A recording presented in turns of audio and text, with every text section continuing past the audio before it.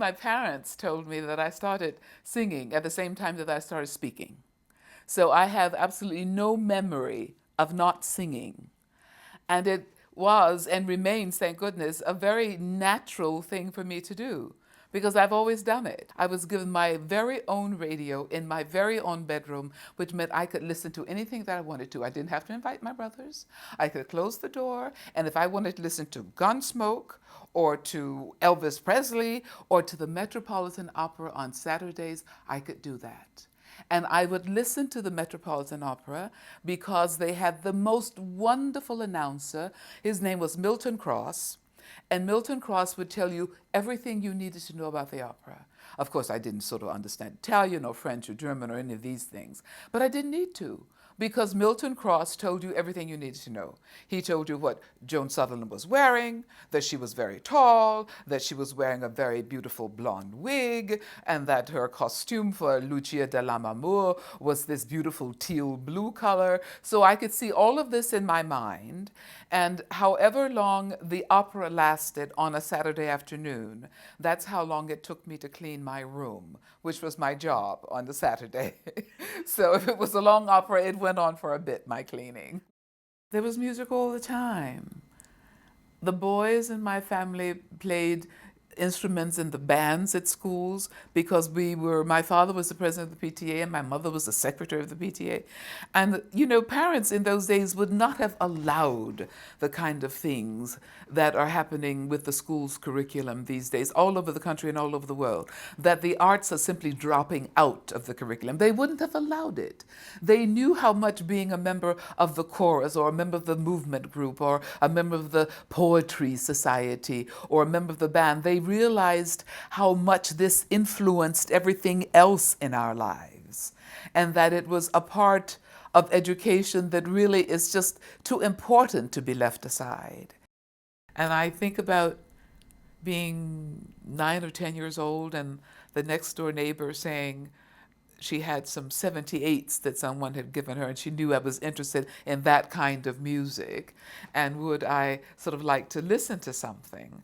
And I said, yes, of course I would. And we didn't have a stereo player at our house that played 78s, but she had at her house that played 78s. So she gave me this stack of recordings and kind of left the room for me to have my own fun. And I found a recording of Marian Anderson's, whose name I'd already heard. And she was singing the Brahms Alto Rhapsody. And I was listening to that on that record player, as one referred to them in those days. And even though I had no idea of the meaning of the words, they sounded important to me. And the music sounded important to me. And I listened to it over and over again. And on the occasion at Carnegie Hall, many, many years later, when we were having a memoriam, as by this time Marian Anderson had passed, this was in 1997. And when Robert Shaw said to me, let's do the Alto Rhapsody, I said, well, I might not get through it because I might cry all the way through it, because this is a very meaningful piece to me. But it was thrilling on that occasion, in her memory, to sing the first thing that I'd ever heard her sing ever.